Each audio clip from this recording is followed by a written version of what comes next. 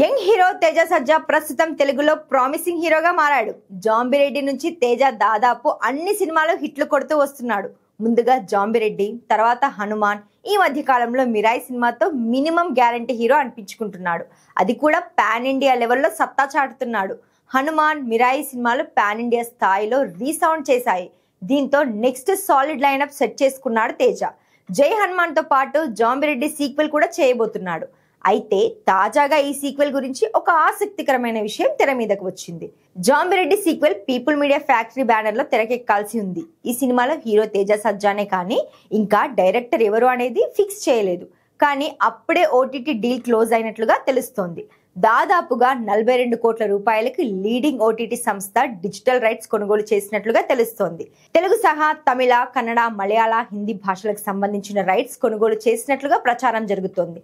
నిజానికి తెలుగులో తేజ కంటే సీనియర్ హీరోల సినిమాలకు కూడా ఓటీటీ డీల్స్ క్రాక్ అవ్వడం గగనం అయిపోతుంది. కానీ తేజ సజ్జా సినిమా ఇంకా సెట్స్ మీదకు వెళ్లకుండానే ఈ విధమైన ఓటీటీ డీల్ చేయడం అంటే మామూలు విషయం కాదనే చెప్పాలి.